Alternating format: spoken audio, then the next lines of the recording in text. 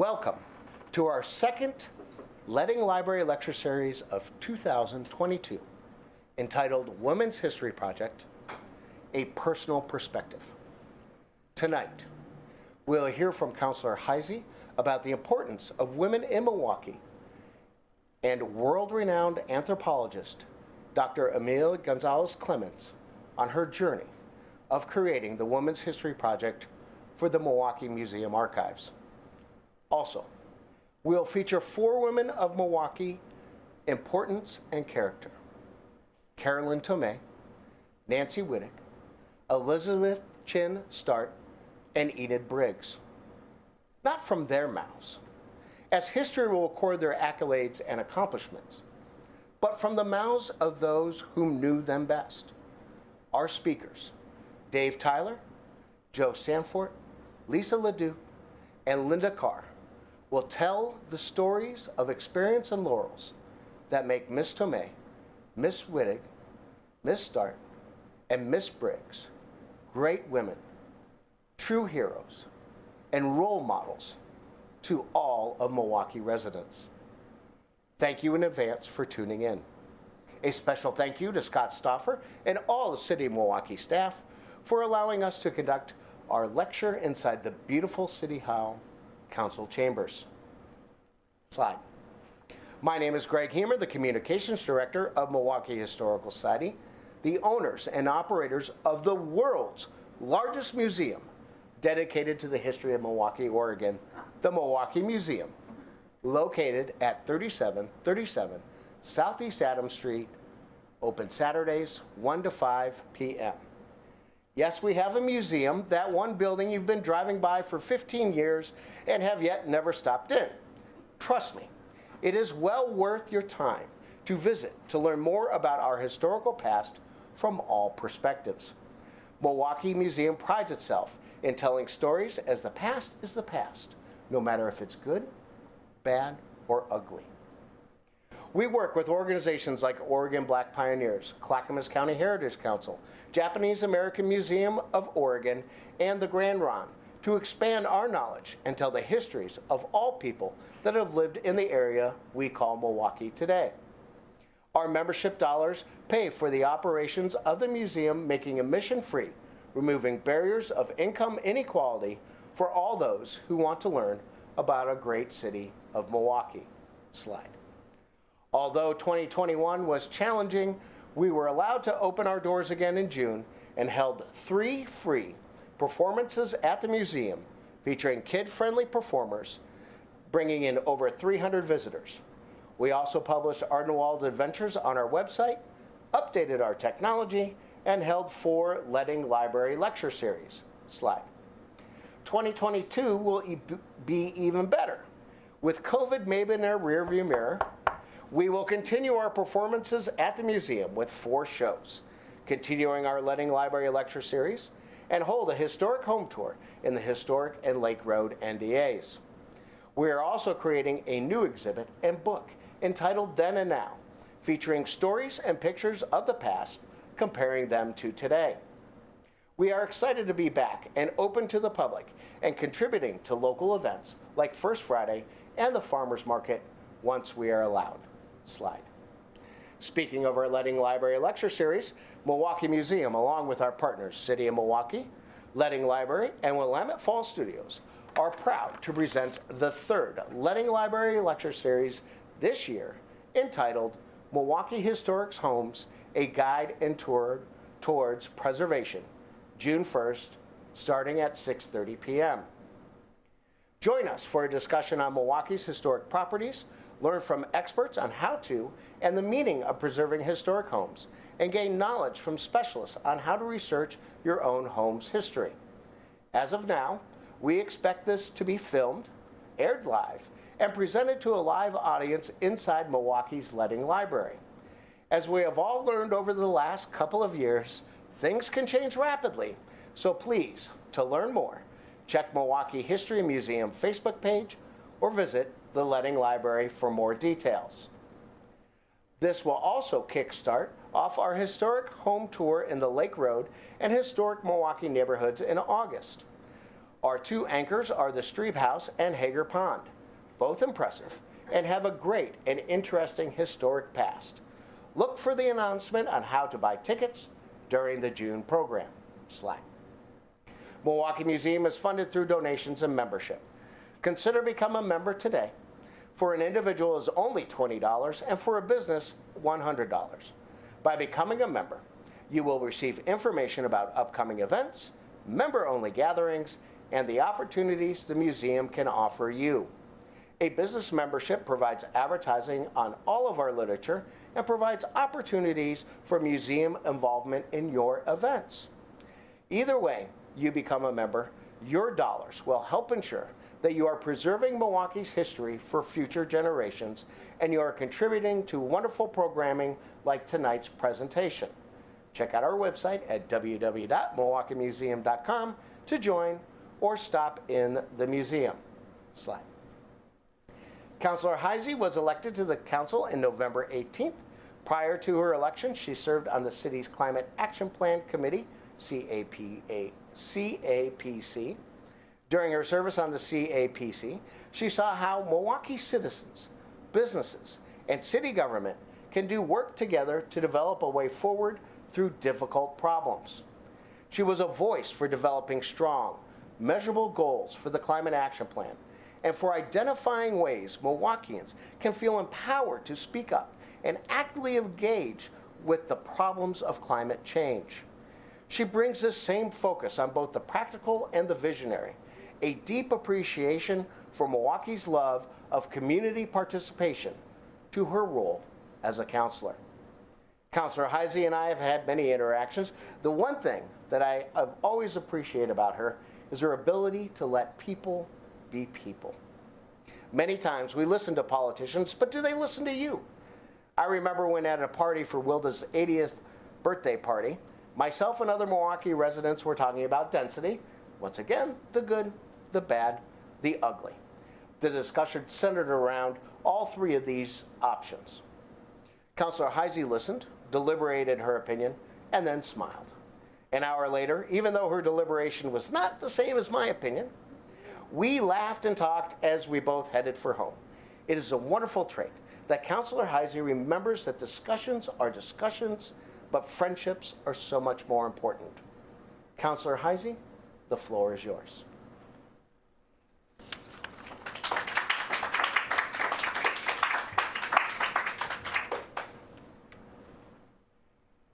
Thank you, Greg.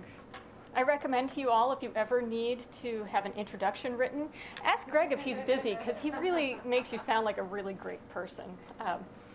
Thank you for the opportunity to be here tonight, and to the Milwaukie Historical Museum for all the work they do to just continue to build up the identity of Milwaukie as a community. It's important for us to know our history and to stay rooted in it as we keep building toward our future. So they do great work, they do it on a shoestring, and they just bring joy to us in many different ways. So I wanted to thank you all for being here, in person or virtually, and to joining us to celebrate Women's History Month. And I wanted to start this off really with a lesson that I learned from my fellow counselor, Desi Nicodemus, when he was introducing Black History Month last month. And he really insisted that it be about Black excellence. And we have the same opportunity here tonight.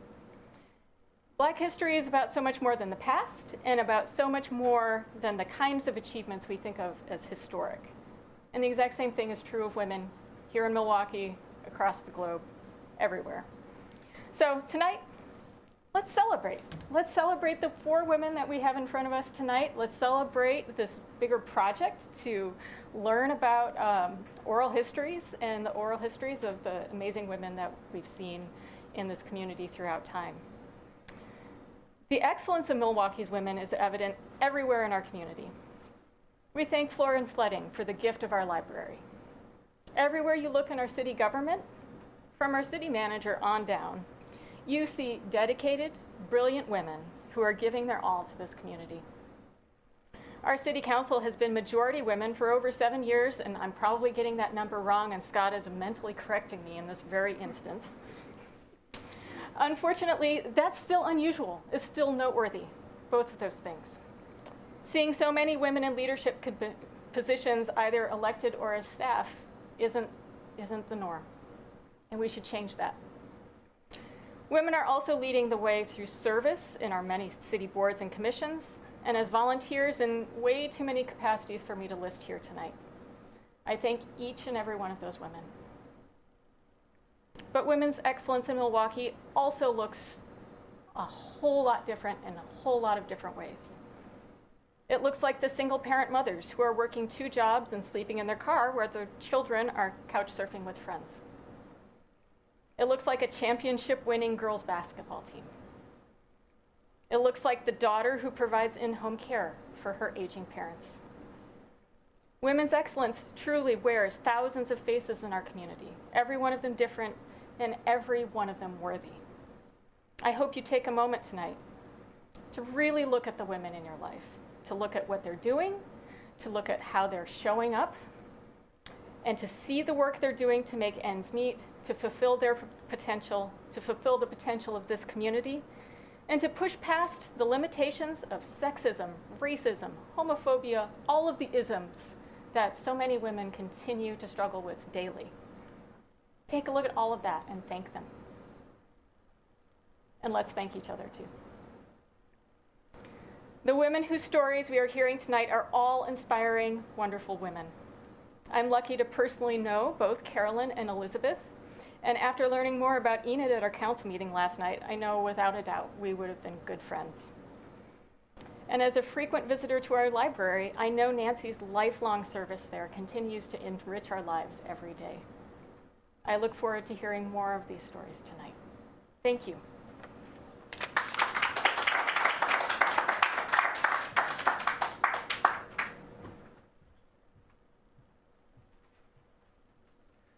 One of our partners in programming tonight is the City of Milwaukie.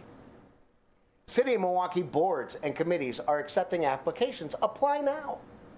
The city is now accepting applications for all boards and committee positions. Now is your chance to engage your community and participate in the work of the city. From the Arts Committee to the Tree Board, there are many interest areas and projects and programs to get involved with the city's volunteer boards and committees. Apply online by visiting at www.milwaukieoregon.com/BC. Applications will be accepted until mid-May, interviews will be held in May, and appointments for open positions will be made in June. Applications will not be accepted after May 16th, so get them in as soon as possible. Contact the city recorder at orc@milwaukieoregon.gov with any questions. As being on a city board or commission myself for over 15 years straight now, I can speak from experience. The feeling of being a difference maker is not only rewarding, but also satisfying. Allow your voice, your opinions, and your perspectives be heard by serving on a board or a committee. Slide. Dr. Emilia Gonzalez-Clements' professional experience began in social work in 1975 in community outreach, foster care and adoption, and supervising an emergency shelter for children from birth to age 18. Her last social work position involved working with battered women and diversity training for staff. She shifted to applied anthropology after her master's degree. Now, for those of you that are just confused as I am, I will explain this. Anthropology is the comparative study of cultures over time and space. Applied anthropology is the use of anthropology perspectives and methods to help solve contemporary human problems. She has completed over 100 applied projects in the continental United States, Mexico, Nicaragua, Peru, Bangladesh, Hawaii, Belize, the Dominican Republic, and even here in Oregon.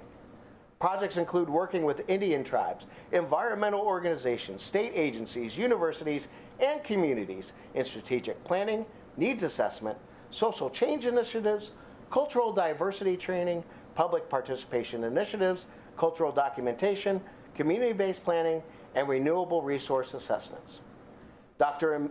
Gonzalez-Clements was a visiting associate professor of anthropology at the University of Nebraska-Lincoln, developing and teaching 7 courses, including anthropology of gender, directing 11 independent study students, and teaching 3 ethnographic field schools in rural northern Mexico. Some of the courses were cross-listed with women's studies.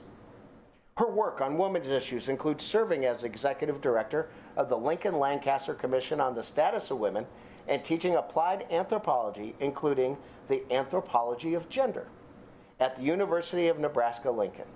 Her international work centered on women's roles in development planning and participation. She co-founded the Nebraska Women of Color Network, which held a networking and training conference annually. In 1995, Dr. Gonzalez-Clements coordinated Nebraska's participation for the regional preparatory meeting for the United Nations 4th World Conference for Women, working with the University of Nebraska Women's Center.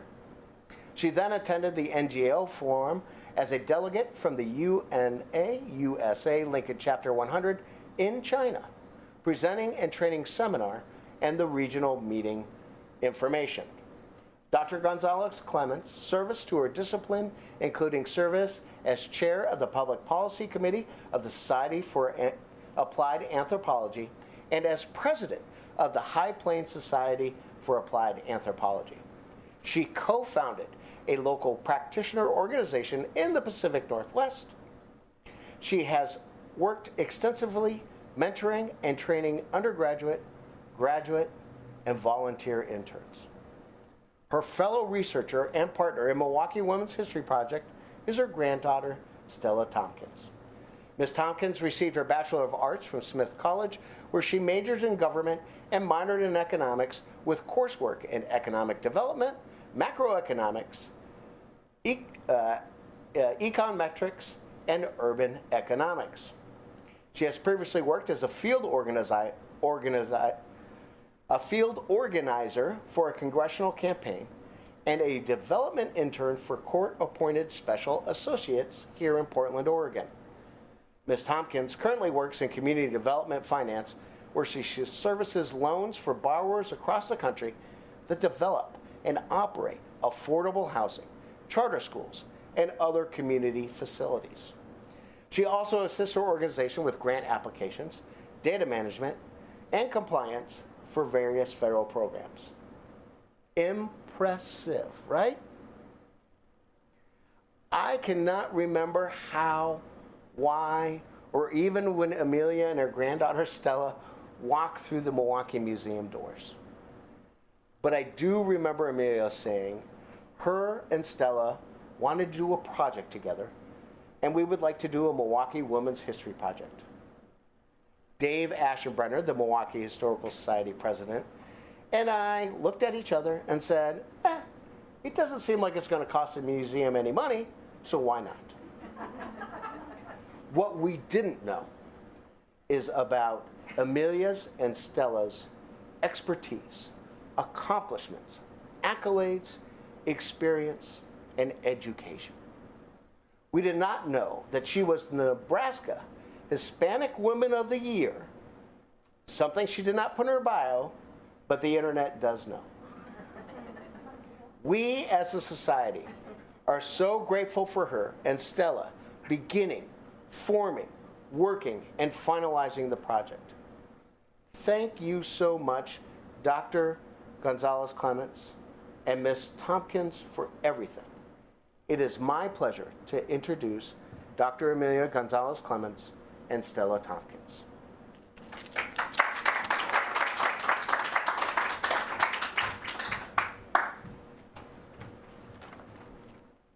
Slide, please.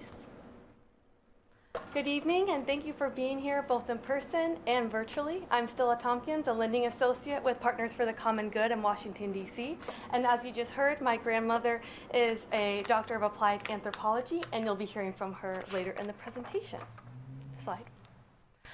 Before we get started, we would like to dedicate the project in loving memory to 3 amazing Milwaukie women who were participants in the project and recently passed away: Adele Briggs Wilder, Betty Lou Beck, and Enid Briggs.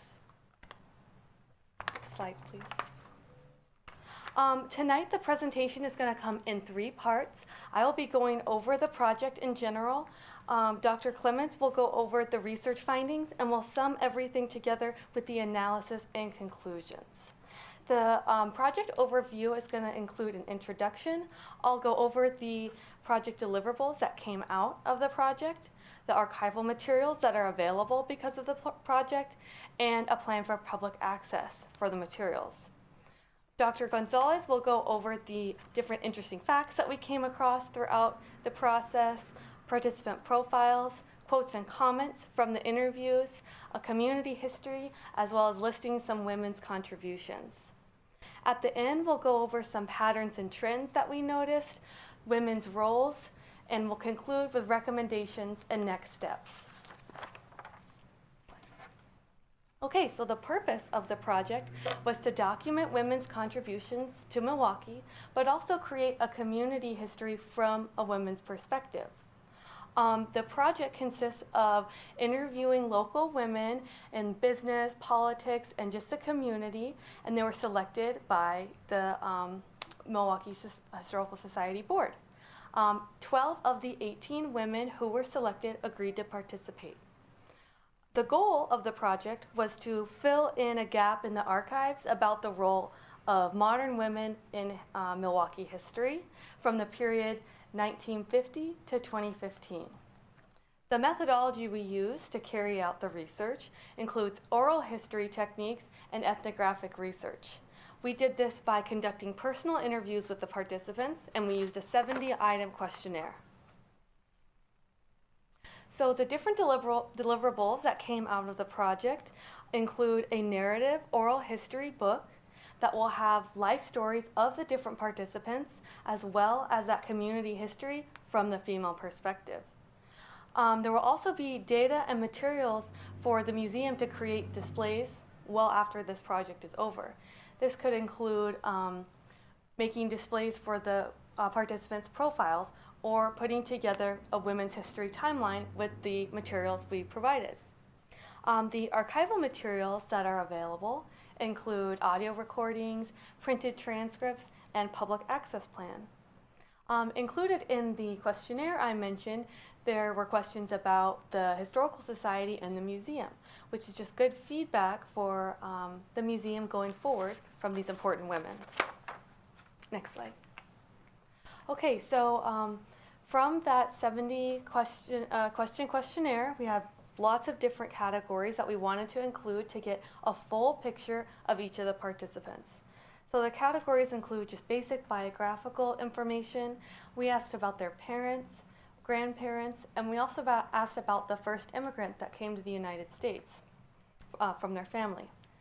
We also asked about the first contact they had with Milwaukie, whether that was them or a family member, so the first person to be in contact with the city. And we asked about their Milwaukie connection in the community. We also went through their personal history and what their life looks like today. We asked about their perspectives and or involvement in the women's movement. We also asked what they know and understand about early Milwaukie history and modern Milwaukie history.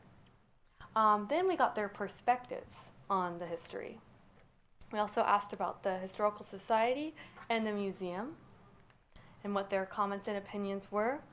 And then we finished with just some more open-ended questions, if there was anything else that they would want us to know, and what they want people to remember about them, and what they want the public to know about Milwaukie.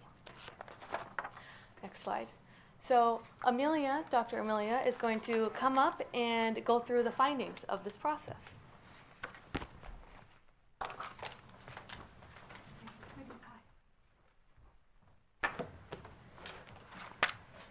I'm so proud of her. Here are some interesting facts that don't have names associated with them, so that you'll have to read the book when it comes out, as they say. I'm sorry, I've been shuffling too much paper. Okay. And my thumb isn't working. Interesting facts. When we talk about ethnographic methods, we normally, anthropologists go to one culture for 1 year by yourself, and you learn the language, and you do everything people do, and you observe, and you ask, and they teach you. But these were educated women. They were activists. They were from every role you can imagine. So a questionnaire was the perfect way to take a couple of hours, and they could tell us so many things, and so that's the method we chose. So here's some of the things that you will read when you read the entire thing. Only 2 of the participants identified as feminists, which was the bias we had that we had to be careful not to present. There is a trailblazing politician who started out reactivating a neighborhood association to solve a problem in her community.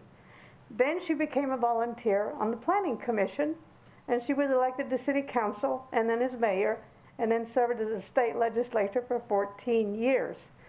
The quote that I've chosen for her life story is something like, "I knew nothing about planning, but I was an activist and knew how to make things happen." So we have a little quote like that from each person. The eldest participant, this is Enid Briggs, I will give you her name. She was a Civil Air Patrol cadet during World War II, searching the Columbia River for enemy submarines. And she still has all the paraphernalia. She became a very good friend of mine. One of the women was on the picket line at age 5 alongside her father, and she is an officer in a national labor union. That's a pretty wide gamut right there. Slide. So here's some really quickie quotes to give you a sense of who these women are. Jeanette Baker, mother, community activist, volunteer. Deborah Barnes, news broadcaster, teacher, mother, professor, union leader, politician. Nancy Bauer, mother, volunteer, artist, teacher, education activist, historian. Betty Lou Beck, mother, educator, volunteer. Siri Bernard, she has more jobs. Her quote is, "What job haven't I had?" So I picked a few that would fit on the page. Mortgage executive, leadership trainer, campaign manager, and volunteer. Enid Briggs, educator, coach, way back when. Church co-founder, historian, museum volunteer. Carlotta Collette, feminist, public involvement strategist, city and metro councilor. Peggy Costanzo, mother, tour organizer for the Portland Art Museum, accountant and volunteer. Wilda Parks, mother, Chamber of Commerce manager, mayor, volunteer, artist. Carolyn Tomei, mother, social worker, counselor, mayor, state legislator, volunteer, and there was not enough room on the page to add all the other things that go with her name. Adele Wilder, who is the sister of Enid Briggs. Mother, employee, volunteer, interim curator for the Milwaukie Museum. She said, "I had no idea what I was doing, but I had to keep it open."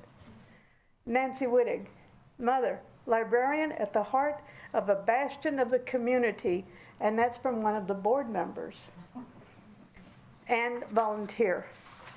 And now we get to some of the sad things that really gave us the impetus to keep going in spite of bad weather and everything else that was going on in my life. These are some quotes and comments from the women. "I was denied college because I was a girl.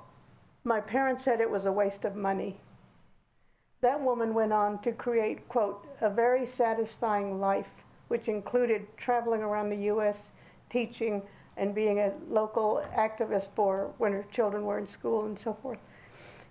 Another quote, "It was the 70s. I couldn't get a credit card in my own name."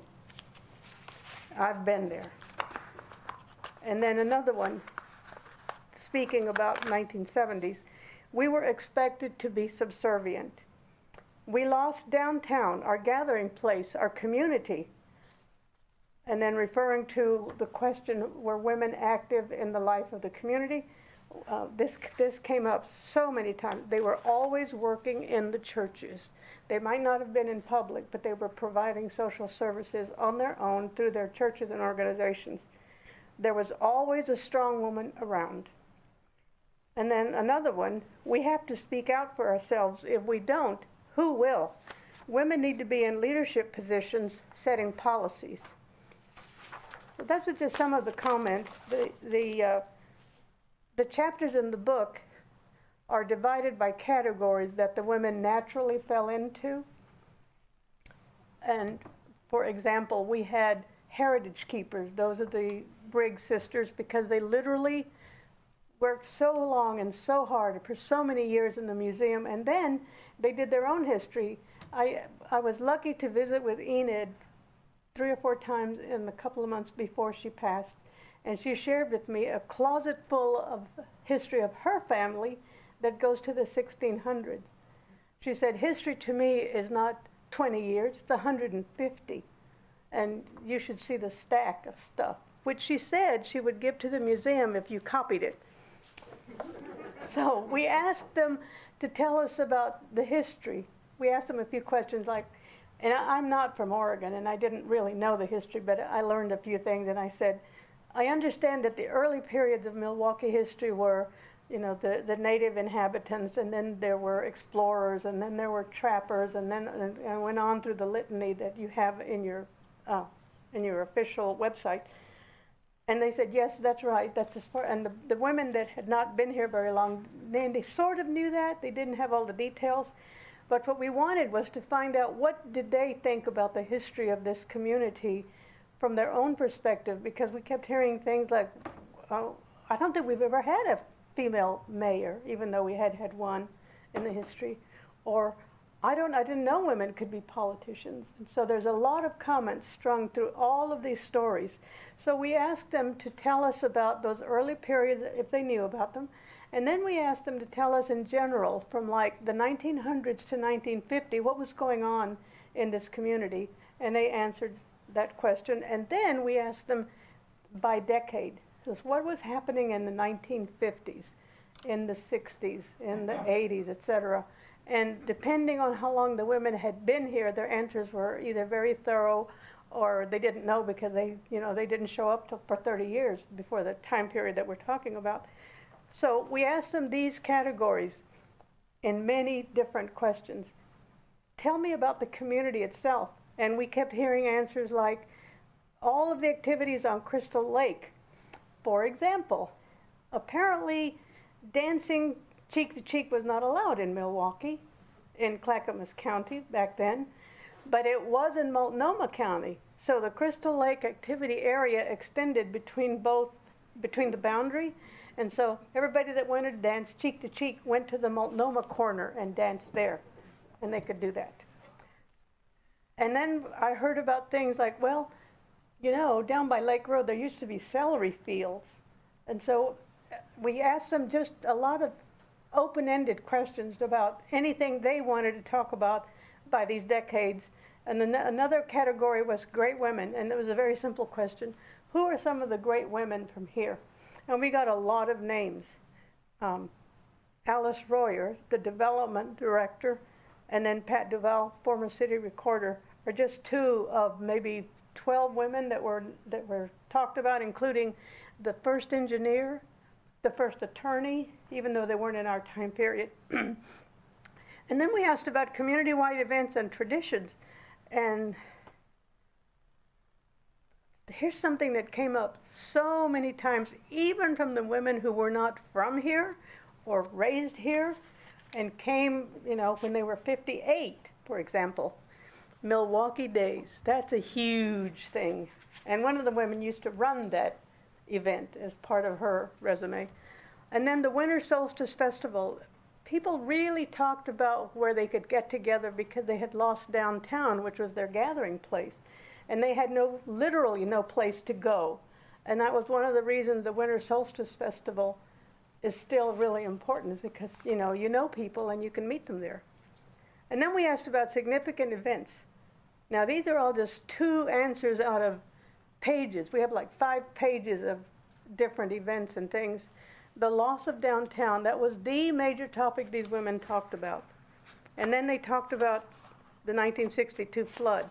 I'm sorry, I don't know that part of the history, so I can't relate it to anything else. But what we ended up with was a chart that shows in the 1950s, all this was going on. In the 60s, all this was going on. And that data will be given to, slide please, will be given to the museum and its staff to figure out how to put it into some sort of display. Now, the women's contributions, again, we have a long, long list, and they don't fit into neat categories. But one thing that was really outstanding to me was that their contributions, what they did because what they had foremost in their minds was on how to spend their time had to do with family, neighborhood, and community. Purposefully, they chose things to do that dealt with making it better for their families, making it better for their neighborhood, and keeping their community the way they liked it. Here's a quote from Enid. Enid Briggs emphasized the role women played in Milwaukee before they became active in politics. Women have always worked informally in groups in all the social institutions such as churches and schools and clubs through all the years to keep the community going. Deborah Barnes speaks of women in leadership roles, including political office.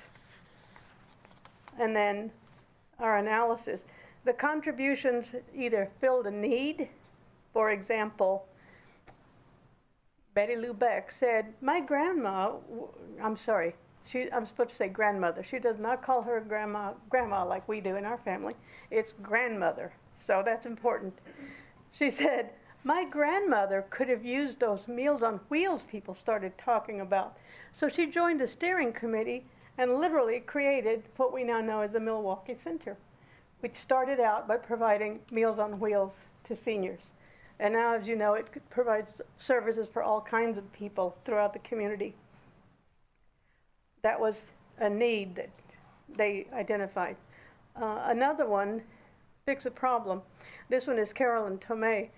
In her neighborhood, which she totally loved because she loves water skiing, wants to live near the river, and literally waited to buy a house on the river because she saw an airplane land on the river. And she said, any place that a plane can land in a river is where I want to live. And so they ended up, 2 houses actually, but they ended up on the river.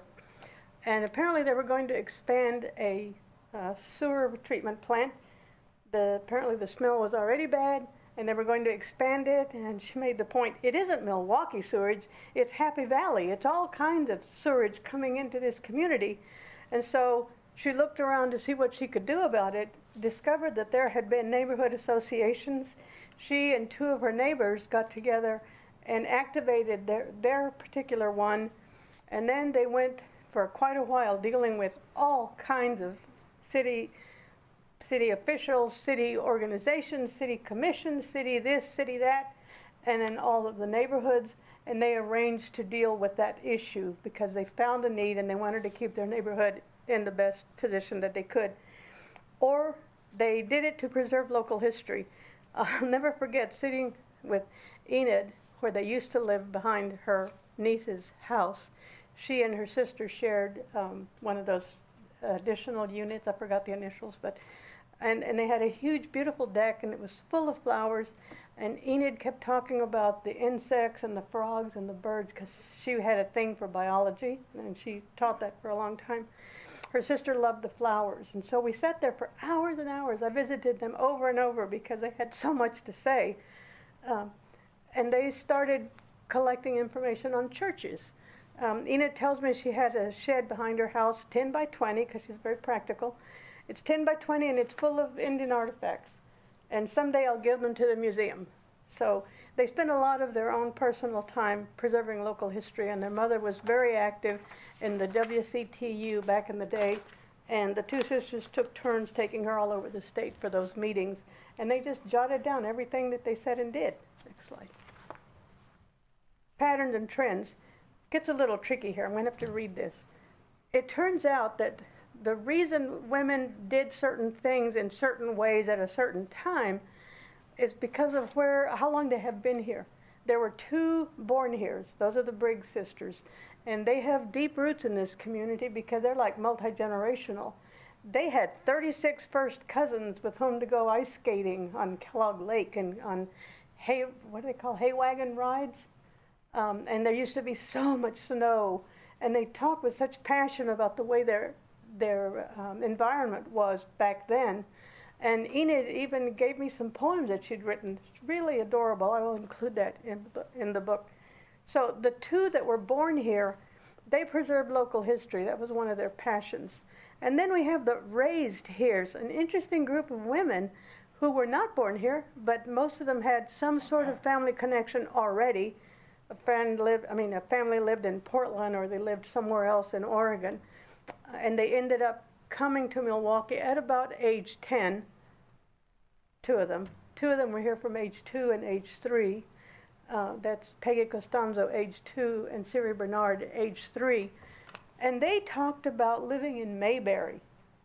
And one of them, Deborah Barnes, even said, even in city council meetings, we'd say things like Opeyville. We all remember those from those good old days. They talked about staying out until the sunset, free to roam everywhere. It was safe.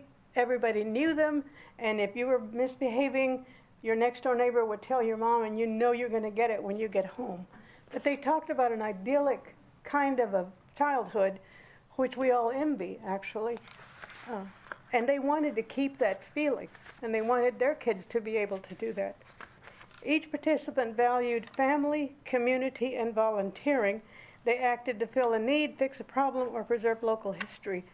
One of the ways they did it was through informal groups or through churches or organizations. Garden club seems to have been really, really important as a way for women to get things done. And when they joined the garden club, they stayed for bloody ever, always doing other things, including taking other women to other groups. So that, and I don't know a thing about the garden club, but it was a very important thing. Or through neighborhood associations. I've already told you the case study of Carolyn Tomei, who then ended up on the planning commission, where I think she served for like 7 years and was a chair for 3 years. She's the one that didn't know a thing about planning, but somehow managed to do all of that to take care of problems with, what is it, Elk Rock? Is that the name of the island there where kids used to party till 4 in the morning, and neighbors would call, and they would call the police, and the police would say, not our jurisdiction, call Portland. They'd call Portland, and Portland would say, we have nothing to do with that. They managed to somehow completely solve that problem. And so she got on the planning commission, and then she ran it for about 3 years, and then went on to local and state office. And then another important part of how women became activists in Milwaukie, and I don't have the background information for this, it's on our future research list, leadership schools. They were quoted fairly often. You know, we had this one and we had that one, and then we had another one, and now they have turned that, being in leadership schools, they have turned that into a network, quote, where we stand behind each other and support each other. And that's how some women are getting into politics as we speak. So another pattern that we identified was obviously the changing economy. You know, it used to be, back in the day, they talked about the shipbuilding, and then they talked about agriculture, and always the Bing cherry was created here. Everybody mentioned that. They also talked about the changing landscape. You know, all this used to be farms, or all this used to be just riverfront. And then we were first, but then something happened to the river, and Portland kind of became the big city. Nobody liked that. And the changing landscape. But that's just, you know, that doesn't really tell you that what they were getting at. What they were getting at was they have these women, a tremendous sense of place. They identify with small town, you know everybody, you can be safe. And there were many questions that I'm not even referring to. For example, what was it like being a woman in Milwaukie? It was safe. We could do pretty much anything. You knew everybody. You could go anywhere. Nobody told us we couldn't do anything. So the sense of place is very important, and that goes along with the loss of downtown. Next slide. This is a dummy sheet. This is one that's going to have to be filled in, and we'll have to do that talking with the museum people, because I'm not quite sure how they want this information presented, and it certainly doesn't fit on one slide. So what we're going to do is we've identified some of the major roles, wives and mothers. Every single participant made it a special point to say things like Jean Baker. The cookies at the PTA meeting are important. Everybody commented about women who choose to stay at home. It's not such a huge thing like, well, I'm a working mother and you're not. Something's wrong with you.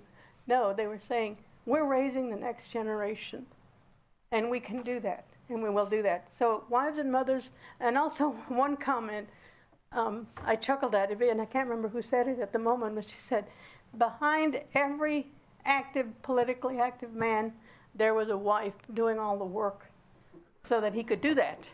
And they meant it literally, because back in the day, there used to be farms. Enid told me about her father, who was a carpenter, who had to, I don't know how he got there, but somehow he went to Portland to work, and then he'd come home one day a week. And her mother, in the meantime, would be running the farm, and they raised a lot of fruit. They had a prune dryer, and all that required time and energy and effort, not to mention she's also raising her kids and dealing with those 36 first cousins. So that's a huge category, and every woman valued it. Enid never married, but she had hundreds and hundreds of students whom she called her kids, and they kept in touch with her till the day she died. They would visit her, and she would go to an annual dinner, and they'd come and give her hugs and kisses. Everybody called her Briggs. She was Briggs to most of those kids. Community volunteers. There's not enough room in this entire presentation to list what these women have done as volunteers. Also paid workers, which is a transitional role, because back in the 50s, there were very few women working outside the home for pay, 9 to 5 kind of thing. Political trailblazers, advocates and activists, mentors and networkers, and also some of these first women that got into local politics served as inspiration for everybody else. And here's a second dummy sheet. Women's History Timeline. At the upper left-hand corner, you'll see these 3 little blurbs. Pioneer Village, 1850 to 1860, small town, 1893 to 1930, and suburb, 1950 to the present. That's from the webpage of the Planning Commission, and it deals with literally the physical built environment of downtown Milwaukie, the building. But the timing and the phrases seem to be right for this project. And so it just so happens that our entire timeline falls into the suburb category. So these little columns represent the decades that we asked women about. And I've just picked a very few things. Raising the next generation, that's in bold because everybody said that. Keeping our communities strong, everybody emphasized that. The underlying things are some of the things that were going on. For example, the loss of the streetcar. That happened in 1958, but this is too small a chart to show you exactly when it happened. So this is going to need a lot of work to put it into something that is useful for the museum. But downtown, it was bustling. It was, everybody could go there. Going downtown meant downtown Milwaukie. And then there was a loss of downtown. And then there was library expansion. And then there's new families coming in. The loss of the streetcar. The Baker case in 1970. I had to read that thing 5 times to figure it out. But basically, Jane Baker and her husband lived in California. And everything got kind of overpopulated and congested where they lived. The air was foul, the noise was abysmal, there was pollution. Her kids didn't know where a carrot came from. And one day she said to her husband, "We've got to move. I can't raise our boys this way. They've got to know where their food comes from." And so through various connections, they ended up here in Milwaukie. And in her particular case, she lived next to the creek. I don't know which creek that is yet because, again, I don't know the names of the local place name. But apparently some developers were going to build a 102-unit apartment complex in that space. And she thought that wasn't right because it was an ecologically beautiful place. Her neighbors had almost like a park there. They kept it beautifully, and she didn't like the idea of having this massive complex, and it was literally in her backyard. So she looked into it and discovered that that wasn't allowed because the city plan, the comprehensive plan, allowed only X number of apartments, and this was like 2X. She said, that's not right. So it took her a while to learn enough about it get some steam, find some people to work with her. And she got, apparently the case was very important locally and state level and even elsewhere. I even found something about United Nations when I did some research on it. The thrust of this case, which was settled by the Oregon Supreme Court, was that the comprehensive plan really is above the zoning ordinances. So they couldn't, a group of people couldn't just decide, well, we'll give them a zoning ordinance and they can build more apartments. And she said no. And apparently it was quite a thing, and she made a lot of enemies. So we go from Mayberry in the 50s to women not having credit or loans, women beginning to go back to go to work or to go to college, women getting into local politics. 224 was built, and according to Siri Bernard, if you look at the city, 224 bisects the city, and what you have left is 2 nice houses and a lot of single women living in small places, completely divided from the other side of Milwaukie. So, in bold at the bottom, action and advocacy is what the women were into at this point. And then they got to be in local politics and are now setting policy, as is shown by some of these other things like light rail. There's not enough time to tell you, but apparently it was quite a contentious issue. There's been quite a few contentious issues, and women have been there in the thick of it. The bottom part of this chart is just a brief beginning of what was going on in the U.S. We've got World War II with Enid Briggs out there checking for submarines in the river. Post-World War II with rationing, all the things that were going on, the women's movement, and then ... that will be filled in. And the global context, we're in the Cold War, then there's Vietnam, and then there's endless other things going on, so that we can figure out what was going on globally and how did that affect the women locally. So the next slide will show you some of our conclusions. Women have played many roles and shaped Milwaukee's history as wives and mothers, community volunteers, paid workers, elected officials, advocates and activists, trailblazers, mentors, and serving as inspiration. That was a value that a lot of women had. Well, if it hadn't been for Carolyn, I wouldn't have dared to do this. And so she was really pivotal for giving women the empowerment to be able to go and do their own thing. Their contributions include helping restore downtown Milwaukie, bringing light rail to the community, establishing community theater, that was Wilda Parks, and then working informally in groups and community organizations is a tried and true continuing method for effecting change. Every participant emphasized the important role of raising families. As they would say, if we don't raise these kids, there's not going to be a Milwaukie. Next slide. Recommendations include the women that were mentioned by the participants in a different project. Who are some of the great women from here? Present the data to the City of Milwaukie for consideration to add to the official historical timeline once we get a handle on that. Consider conducting a focus group with participants for action ideas. That's my one plug for applied anthropology. You know, let's use this data to affect some social change if that's what the group wants to do. 4, send selected materials to the National Women's History Project, which is a repository for things that women have done over time. And all that means is that we would send the book, for example, or the history timeline or whatever, and it would be included in the national database if the museum board chooses to do that. And then create profiles and women's history timeline displays for the museum. Those are some of our recommendations. The next slide shows you the next steps.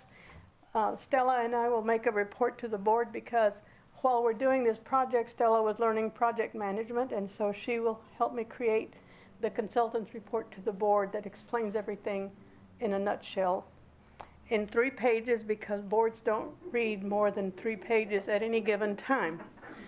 Publish the book. We will do this. Create the museum displays. We created a template for a profile. It has the woman's face, her name, her special quote, and then it'll have some interesting facts about her, and then the response to those 2 questions. What would you like the community to remember you by, or to remember about you?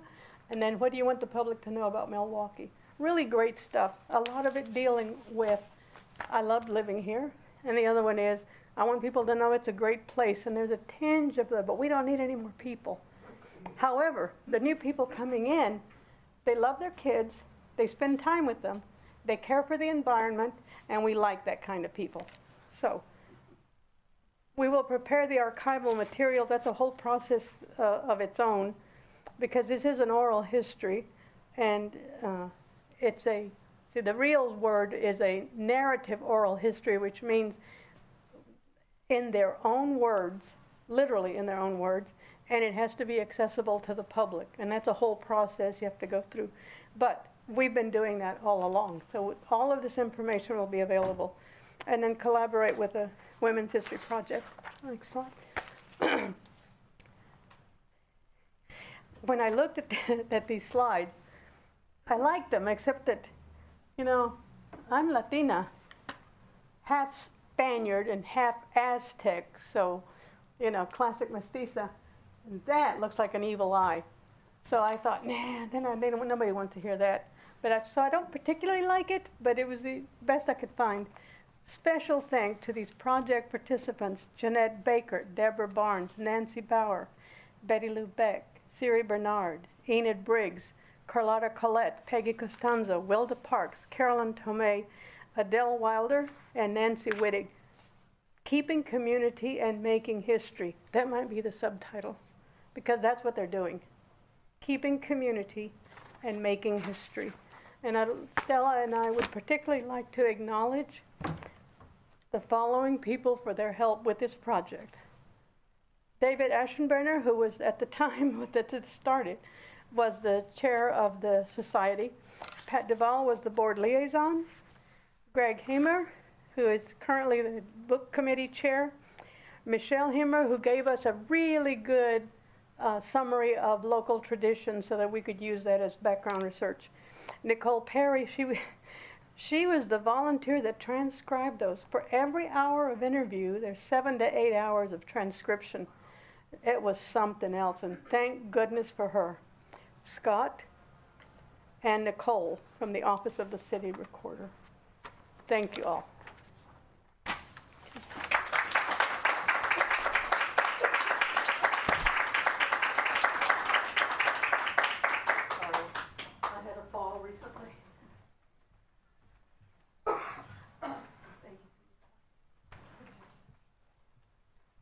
Now, you see what you get when you get an applied anthropologist put onto a project?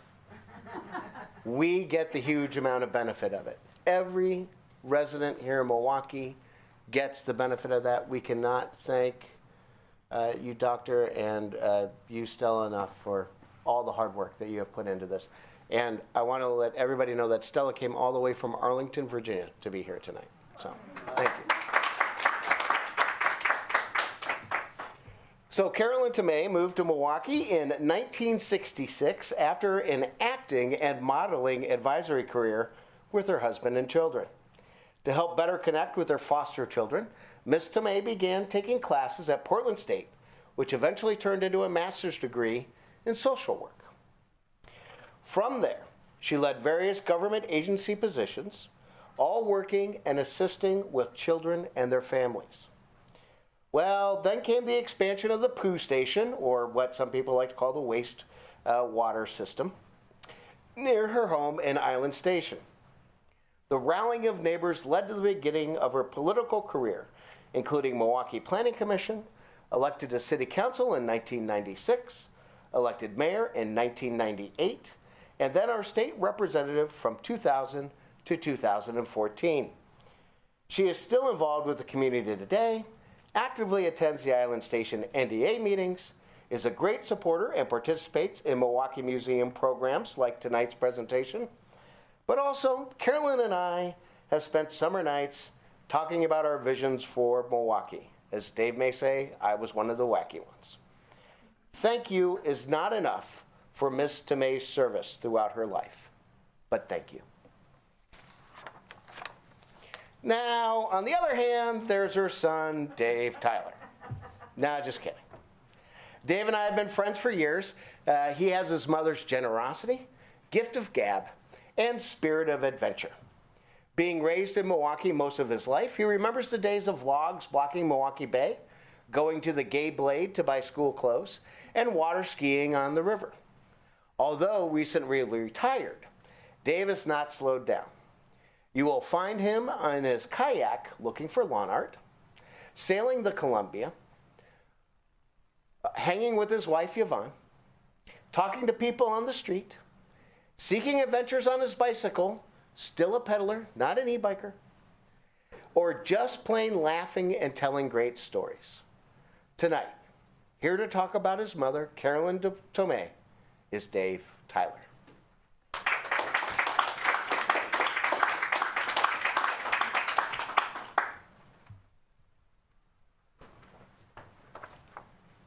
Thank you, Greg. That was a heck of an introduction. Thank you. My name is Dave Tyler, one of many children of Carolyn Tomei, my mother. Now, when I say this, I do not think Mom is in such great shape for having many children. She birthed me, my brother Larry, and my sister Roseanne. But she has fostered so many kids that it is hard to count. She always treated her children as equals, no matter who birthed them. Now, when Greg asked me to do this, I struggled with finding praise. You see, most people you meet, when they find out who my mother is, ask the question, "Aren't you so proud of your mother?" Or, "Your mother is so special, you must be proud." To be honest, Carolyn Tomei, the actress, the social worker, the mayor, the state rep, is just Mom, the person that raised me, the person that still provides unsolicited advice, although my wife Bonnie is a close second. I lost my place. You know, just like every other mother, the accolades and resume she has created in her life did not really mean that much to me, because Mom is just Mom. She does this stuff all the time. It's just the way it is. After high school, instead of going to college, I decided to travel throughout the United States. Just me, my bike, and a friend. I know this sounds a little unsafe today, but back in the late 70s, it was not abnormal to go explore on your own. Well, I did it. Got all the way to the Florida Keys from Milwaukie. The only stipulation was that I called Mom once a week. Collect, of course. For those of you who don't understand the concept of a collect call, you used to pick up the phone at a phone booth, tell the operator it was a collect call. The operator would call the person you would call and ask, "Will you accept the charges from the person calling?" Two things. Yes, back in the day, you had to pay for a call for calling someone out of state, and a phone booth had a phone inside of it that you had to pay with dimes to call someone. Kind of like an arcade game today, but with a telephone. Life before cell phones was so difficult. When I called her, we would talk for hours. One thing about Mom was she always was a good listener. I can't remember all the conversations we had, but I do remember I did most of the talking. Mom would just listen, without judgment, making the time to talk to her son. She did that with everyone, always willing to listen to someone, even if she did not share the same viewpoint. Maybe that is what made her an exceptional politician, her ability to listen and engage even though she may not have agreed. She even set up her own table at the farmer's market to meet her constituents when she was mayor to listen to their concerns. Some concerns I could tell were wacky from Mom's point of view, but she always listened, and when they left, they always felt that their concerns were heard. Back to the Florida Keys story. I made it to the Florida Keys, out of cash and looking for work. I was staying at a campground and found a job working on a boat taking tourists fishing. This gets me to Mom's determination, one of the many reasons why I admire her. Now, because I was out on the fishing boat working, I forgot to call to talk to Mom. Was Mom worried, wondered if I was dead, or just missed listening to me?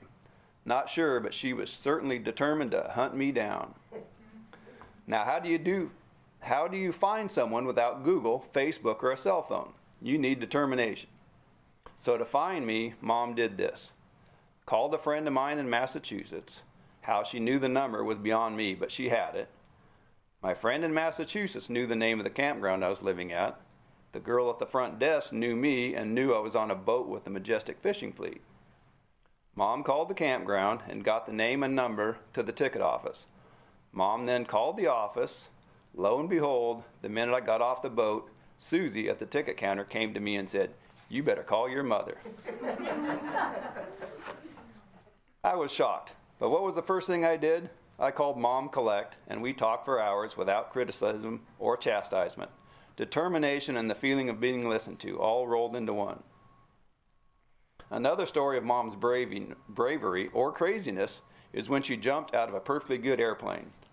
Well, it was being held with some duct tape. But anyway, on my nephew's 18th birthday, he wanted to skydive.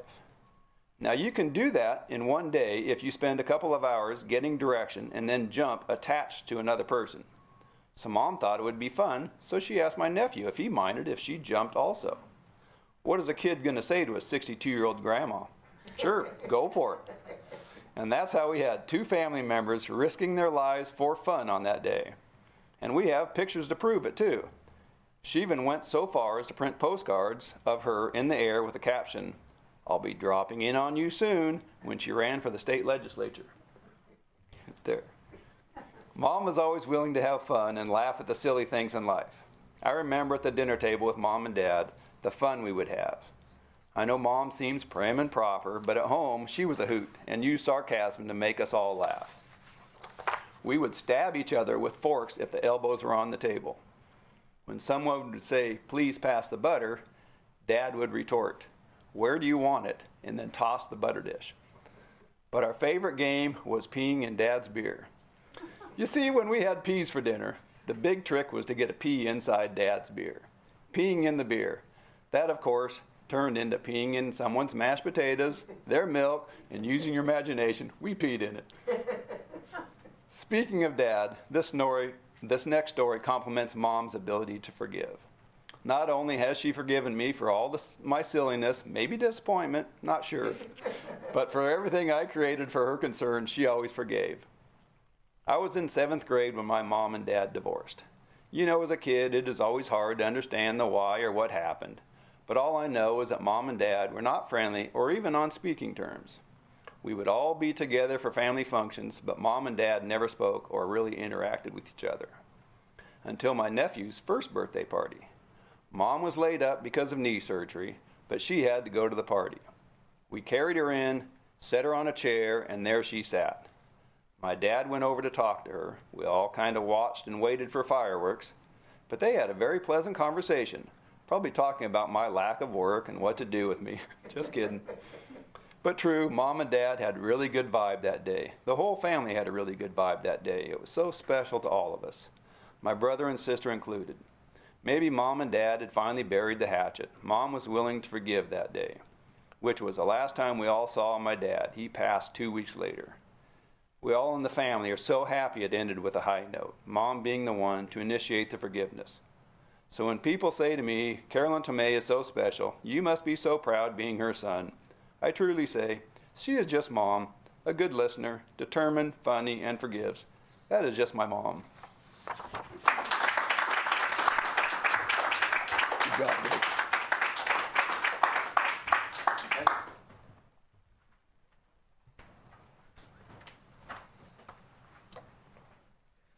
Although you may not recognize her by her name, if you have spent any time at the Wittig Library, you truly recognize her face. Or maybe away from the library, you were told by her you have an overdue book. Nancy Wittig was born in Portland and during the 5th grade moved to Milwaukie. One of her favorite places to go as a child was, of course, the Wittig Library. As a teenager, Miss Wittig worked many places the old-timers will remember.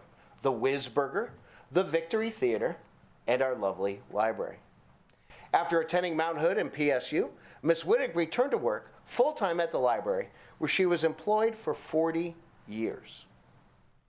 Miss Wittig believes the library is a bastion of the community with a myriad of programs, services, books, and digital materials. Miss Wittig supervised a staff of 14 and as many as 100 volunteers a month. She was involved in the 2 editions and the digitizing of library materials. Her last position was circulation supervisor. Not only was she a dedicated public servant, but a volunteer in her son's school and in her church. Today, we know it as Operation Santa Claus, but Miss Wittig started the program originally as a toy and school supply drive. Slide. Joe Sandfort grew up in Northern California and spent his 20s in North Georgia before moving to Oregon in 1979. This is when he met Nancy, both working at the Wittig Library. Mr. Sandfort held a number of jobs during his tenure at the library and was the library director until he retired in 2011. He now lives in Sellwood area and keeps busy by walking around his neighborhood, brewing beer, and taking care of 4 grandkids, plus working in the yard. Here tonight to talk about his former dedicated coworker and friend, Nancy Wittig, is Joe Sandfort.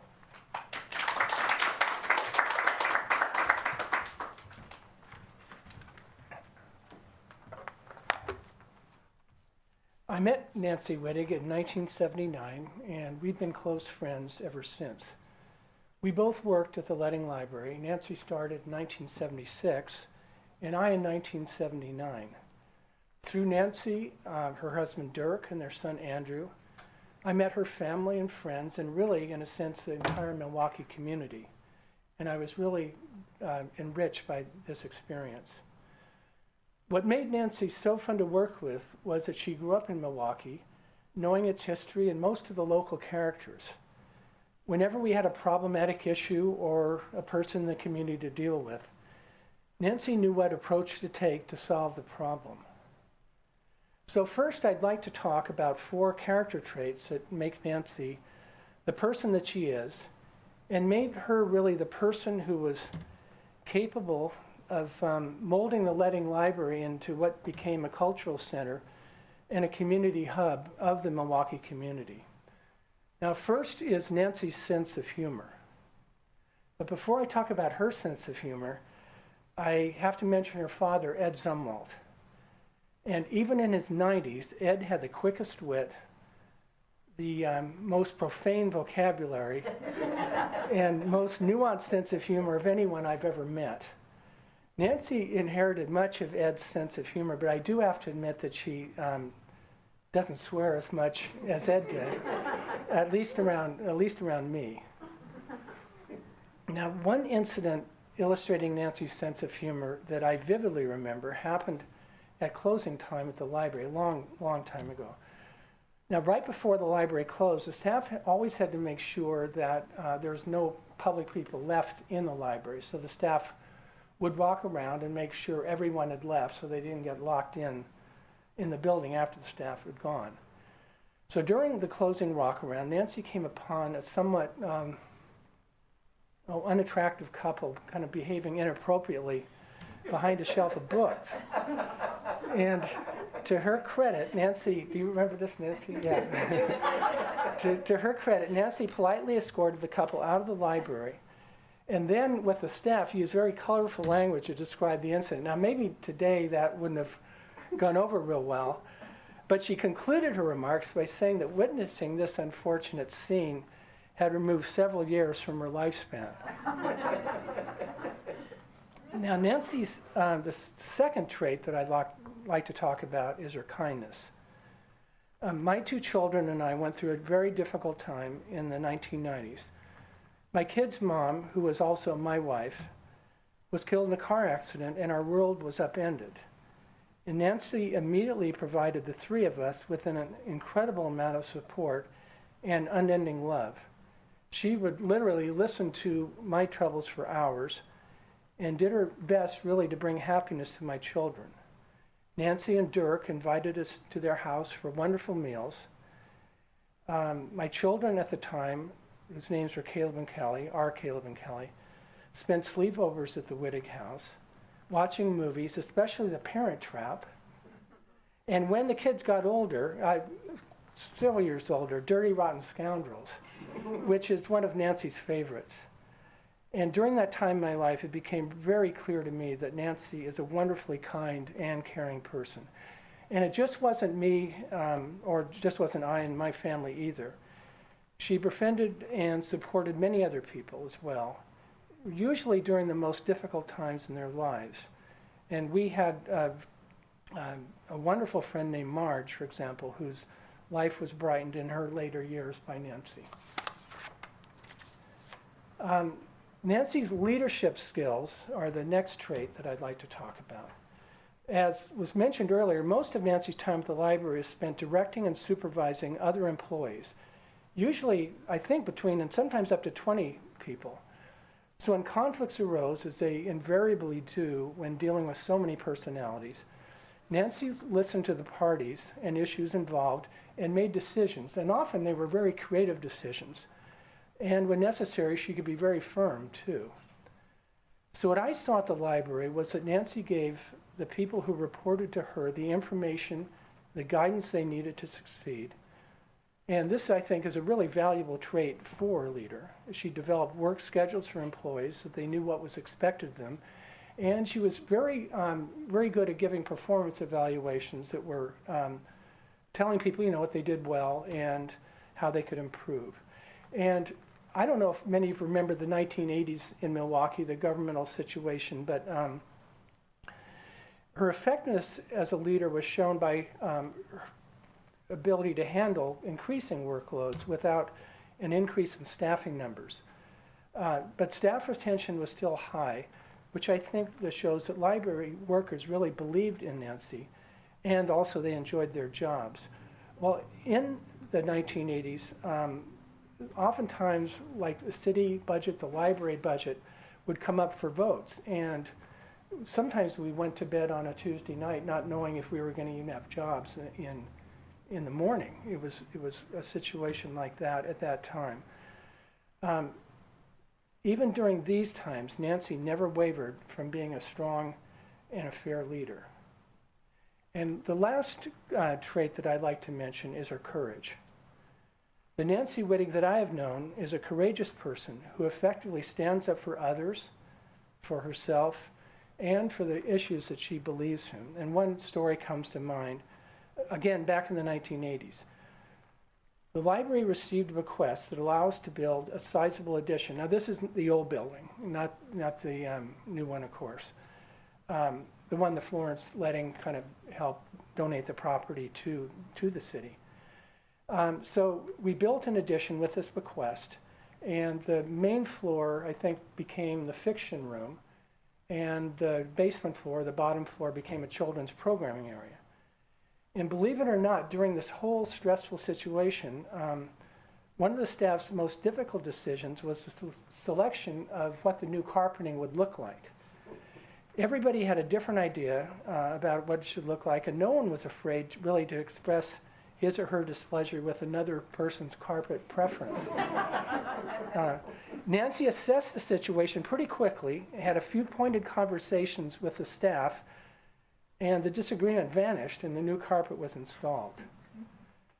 So I fully believe that Nancy Wittig has made a positive difference in the Milwaukie community.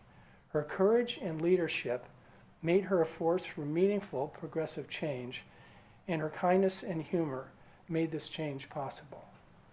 Okay.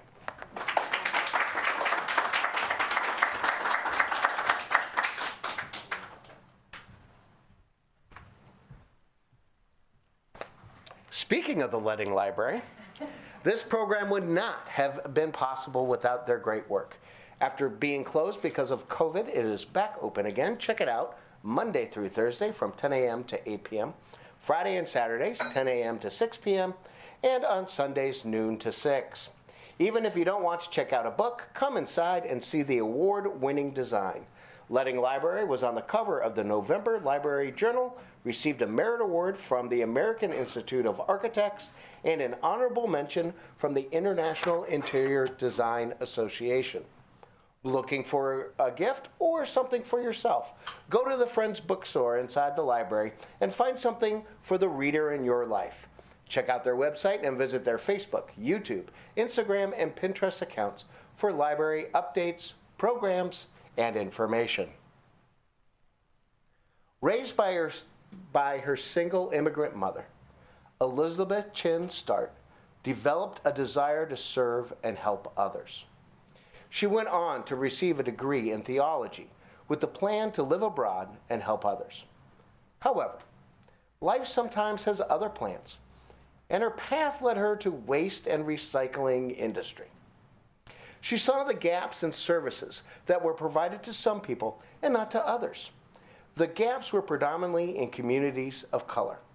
It was then that her passion to see equitable services for marginalized communities was ignited. She has been a vocal advocate for the waste and recycling industry to provide equitable programs and services, as well as hiring more BIPOC people and women, especially in leadership roles. Ms. Start's career was focused on materials management for the last 20 years. She has had the honor to work for local government, a large waste hauling company, and a wonderful nonprofit, Scrap Creative Reuse.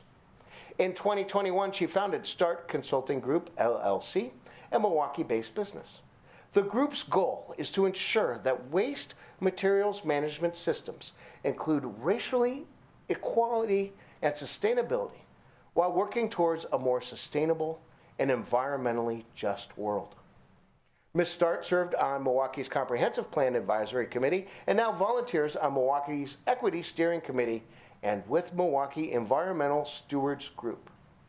In Milwaukee and around the metro region, Ms. Start is a Master Recycler volunteer and collaborates with the Master Recyclers of Color Group. Most recently, she was appointed by the governor to serve on the Oregon Recycling Systems Advisory Council. On a personal note, I work with Liz on both Milwaukee Environmental Stewards Group and with our great Linwood NDA. Her leadership, intelligence, and infectious smile keeps these organizations moving forward, finding ways to champion better service to the community and the environment. Slide. Ms. LeDoux is a lifelong Oregonian who studied fine art at the University of Oregon and has spent the past decade working in creative reuse. As the National Education Program Director for Scrap Creative Reuse, Ms. LeDoux found her passion in combining environmental education and art, introducing creative reuse to the next generation, both locally and nationally, has been her joy. In early days working at Scrap, Ms. LeDoux met Ms. Start while processing donations from the community. They bonded while sorting through the random and sometimes hilarious treasures, like broken baby doll heads, inner workings of piano parts, and vintage family photos, just to name a few. Here is where they discovered their shared passions for sustainability, and after many years of nonprofit work and friendship, Ms. LeDoux is now thrilled to be part of the Start Consulting Group. Here tonight to talk about her friend and co-worker, Elizabeth Chin Start, is Lisa LeDoux.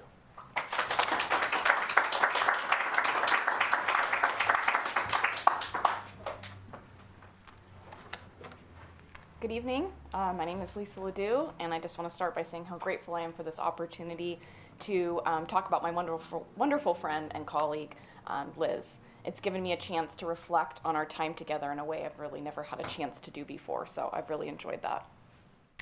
So you may or may not know the long list of Liz's professional accomplishments working towards racial equity and environmental sustainability, but I will tell you, it is staggering. She is an absolute powerhouse. However, it is not the resume, it's the human being that she is, the woman that she is, that's the real magic. It's because of who she is as a person that she's able to make real change happen and push the rest of us to take action with her. I first met Liz at Scrap PDX, a creative reuse center, where we bonded while sorting through and processing donations from the community. To some, that may seem like humble beginnings, but to be honest, it was the first time I felt real purpose in the work I was doing. It was incredibly fun to share that time with Liz. To be surrounded by so much passion from like-minded people wanting to serve their community created a real palpable energy. And I look back on that time now and I realize just how much that shaped the next decade of not only our friendship, but our careers. When I tell people about Liz, I find myself gushing. I can't seem to say enough about her wonderful attributes. I describe her as a craft goddess. She's making magic. She's constantly making magic and beauty appear and using what some may refer to as trash. She'll take black rubber bike tire inner tubes and transform them into a stunning sculpture of a raven. She'll weave thousands of aluminum soda can tabs into an elegant evening gown. She might even take a broken baby doll head and turn it into a Christmas tree topper.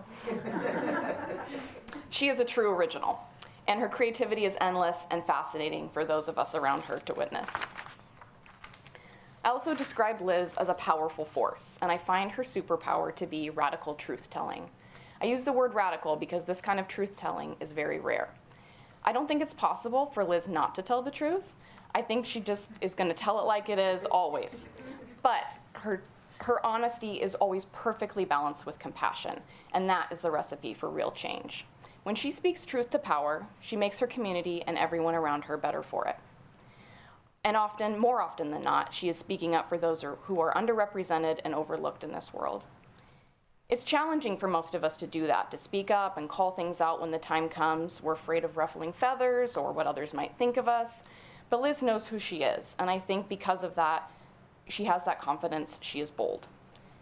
And you can always feel when someone's heart is in the right place. And with Liz, you know it's never about ego, it's always about service. I consider Liz to be a mentor as well.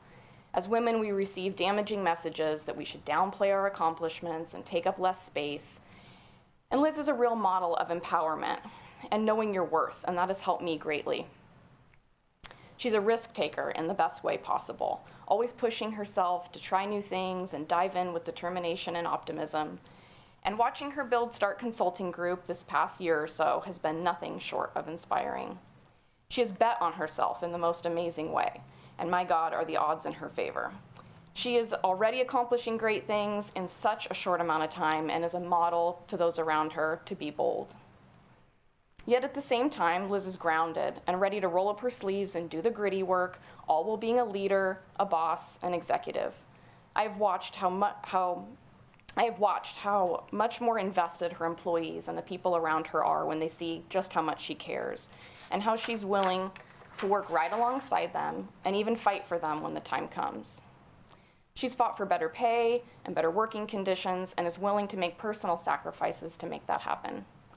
She doesn't take being a leader lightly, and I will always go that extra mile. During the early days of the pandemic, when fear was at an all-time high, there was Liz driving around town, desperately trying to buy thermometers and buying food and delivering those to employees' homes who were in need or ill. And I can think of many other difficult circumstances like this, where Liz has rose to the occasion, and she's done so with her usual corny sense of humor. Sorry, Liz.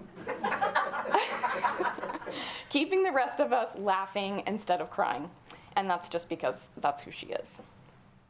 This deep connection to people, even to strangers, is a unique quality. We often joke about how strangers will very often approach her and want to tell her their entire life story.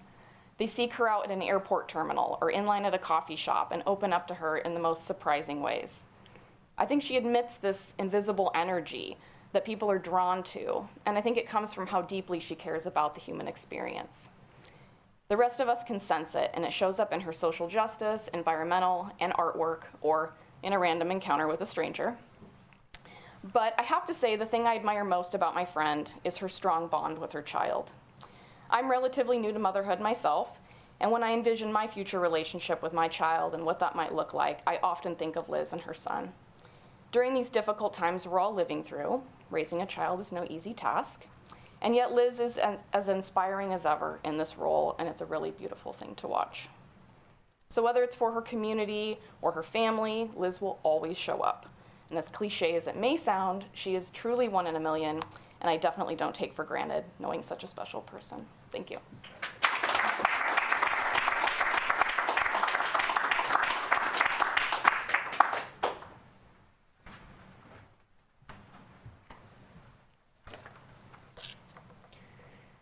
Enid Briggs' deep roots in the community begin when her two grandfathers settled in Milwaukie area. In 1879 was the Burkemeyers, and about 1900 the Briggs came. Both were from Germany. Her mother was born in Milwaukie, her father in Maine. Born on May 3rd, 1925, in her parents' home on Briggs Avenue, her childhood was great and included ice skating and Christmas reunions with their 36 first cousins. She was active in 4-H with a horse, goats, a rabbit, and lots of chickens. During World War II, she was a cadet in the Civil Air Patrol, serving as a spotter, looking for enemy submarines in the Columbia River. She graduated from Milwaukie High School in 1943 and worked at PNC Tool Company, making tools for the Army and Navy for 3 years. Miss Briggs graduated from George Fox University and later Linfield College. She also took classes at Portland State University and studied marine biology at Oregon State University. Her subjects were physical education, biology, and history. Miss Briggs was a mentor to hundreds of students she called her kids, including myself, with whom she stayed in touch. Starting out coaching women's sports at George Fox, she then taught at Napa High School in Astoria, Oregon from 1953 to 1974. She went on to teach to North Clackamas Christian School from 1974 to 1987. During those years, she coached various women's sports, including track, softball, basketball, and volleyball. During retirement, Miss Briggs continued working with children in a foster grandparent program, then volunteered at Billquist School and worked at Parrot Creek Boys Ranch. Always the educator. While living at Deerfield Village Assisted Living Facility, she taught a weekly nature and history club. Miss Briggs was a charter member and lifelong volunteer of Minthorn Church, which became Milwaukie Covenant Church, including teaching Sunday school for many years. She was very involved in the Milwaukie Garden Club and the Milwaukie Historical Society, serving as a board member, researching the area's churches, collecting artifacts, and volunteering to staff the museum after Madeline Bull passed away. Miss Briggs recently passed away, but not only did she leave a lasting legacy to Milwaukie, but also to all of her kids. Here tonight to talk about Enid Briggs is one of her kids, Linda Carr.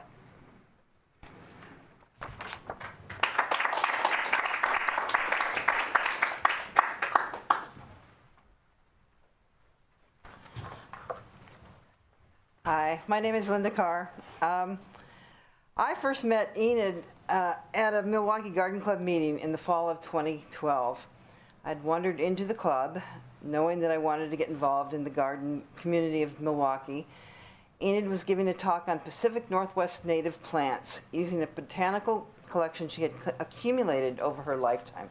You should see this book. I actually have it now myself, so I'm not sure what to do with it, but it's beautiful. And Enid had a love of native plants, their uses as a food source, in the landscape, and their beauty. Enid was acting president of the club at that time. She took me under her wing, introduced me to everyone, and her enthusiasm about the club, nature, gardens, and life was infectious. Enid was also involved in the Milwaukie Historical Society. Enid and her sister Adele took over the running of the Historical Society when the curator, Madame Bowl, passed. Enid's research and interest in our community history led to a publishing of several booklets on the farms, churches, and schools of Milwaukie. Enid had researched and was scheduled to give a talk at the museum on the Native Americans here in Clackamas County. She asked me to read the speech at the monthly meeting. Initially, I read it only to help her, and then I became an active participant in the society with Enid's encouragement and mentorship. I know some of Enid's history prior to my meeting her. Her love of teaching and the pupils she called her kids, which I consider one of them. Her volunteer work with Oral Hull Park, a nonprofit sight-impaired organization, which hasn't been come up very often, but it's a beautiful place out in Sandy. And we, as a garden club, participate in taking care of a place called Gardens of Enchantment out there. Clackamas Community College, where a native plant walk is dedicated to her. Enid's participation as a cadet in the Civil Air Patrol, serving as a spotter during World War II, which has already been talked about. And of course, her longtime association with the Milwaukie Garden Club and Milwaukie Historical Society. Enid was a charter member and lifelong volunteer of Minthorn Church. She was a Sunday school teacher. She was also the church's librarian for 30 years. I remember one time going there, she had sorted through about 10 boxes of books, and she was going to donate them to the Friends of the Leading Library. And I have a truck. And so she wanted me to haul them to the library, to the thing. And so I said, okay, no problem. So she kind of stood there. At this time, she was in her 90s, and she kind of stood there and watched. I think that one needs to go there. and that one needs to go there, and that one needs, okay, Enid, I'm doing it as fast as I can. These are boxes of books. They're not light. Anyway, back to the church. She taught in Napa which is near Astoria, for 21 years. And during those years, she would drive over to Milwaukie every Sunday to attend church and teach school, and often with several of her high school students tagging along with her. So every Sunday morning she would show up with all of these kids that could squeeze into her car and come over to church. Enid was enthusiastic about everything she became involved in. Even in her last summer at Deerfield Village, an assisted living facility, she had a garden plot, and she always brought me out every time I visited her to show me what she had growing in her garden plot. Tomatoes always, peas, beans. I'm trying to think of all the other things. It was always, and she wanted me to take some, always, you know. Okay, Enid, I'll take whatever you have. It was great. She organized a nature club, a history club, oversaw the Smokey Bear, this is all the last year of her life, Smokey Bear poster contest through the Oregon State Federation of Garden Clubs, and was always willing to give me advice about being the president of the Milwaukie Garden Club, a position I took over from her. And I would be remiss if I didn't mention the Briggs tool. This was a tool Enid used as a gardener from high school years until the present. The Milwaukie Garden Club had the tool replicated by Red Pig Tools back in 2016. We sold several of the tools at our plant sale in May of 2016, and the funds went to community charities and to a scholarship for a high school graduate who was interested in horticulture, gardening, and the environment. Enid was a dear, dear friend, and I miss her terribly, and she was always an inspiration to all. Thank you.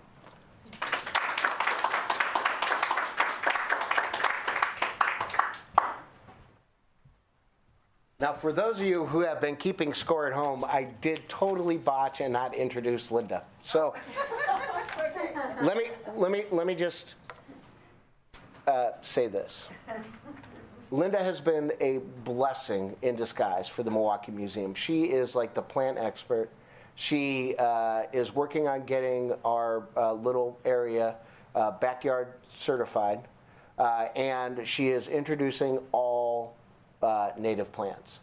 Not only is that her specialty, but if you ever have an idea or need something done or something, Linda is the first one to walk into that door and say, I will be there to help.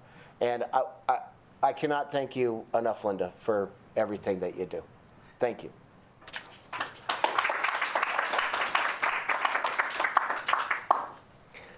So tonight you are seeing this program because of our great partner, Willamette Falls Studio. Willamette Falls Studio's mission is to inspire lifelong learning, advance knowledge, and define communications through digital media technology to educate and strengthen communities. Their professional staff work daily to create media content for local organizations, capture city projects, consult on productions, customize broadcast systems, and provide technical support. The staff at WFS work with all levels of experience in media production. Any residents of the 5 service areas can learn how to be a WFS producer at little to no out-of-pocket cost. All they require is playback of your final project on the public channel. Come in and talk to their staff about how they can help you with your communication needs. Essentially, WFS provides residents with a porthole into their community.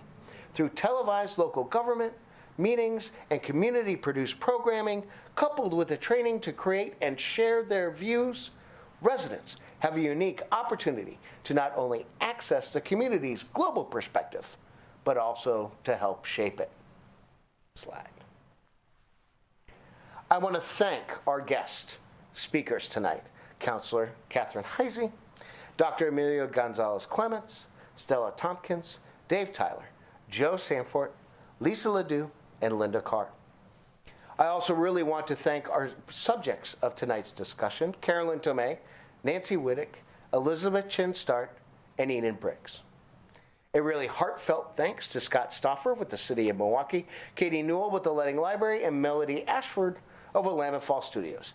Your hard work and willingness to spend hours putting these programs together are very much appreciated. A side note before we say goodbye tonight. The heroism of everyone featured here tonight is inspiring. Their passions, their beliefs, their volunteerism has made our world a better place. If you are watching tonight, whether your passion is helping youth, shaping government, the library, climate change, racial equity, sustainability, gardening, church, history, or whatever, get involved. Apply for a board or committee position. Join an organization and attend their meetings. Go to Clean Up Park Day. Volunteer at Sunday school. Visit Milwaukie Museum. Or find your own path. Without volunteers and the work they do, we, as a society, lose our sense of connectiveness to our community. Once you connect with the right group, you will be hooked, just like the rest of us. Thank you for tuning in tonight. Soon, Milwaukie Museum will have published Women's History Project, the book, a great gift for anyone in your family. Watch our Facebook page for the announcement when ready. If you want to watch this program again, it will be available on the City of Milwaukie and Milwaukie Heritage YouTube pages. Remember to tune in June 1st for our next Letting Library lecture series entitled Milwaukee's Historic Homes, a Guide and Tour Towards Preservation.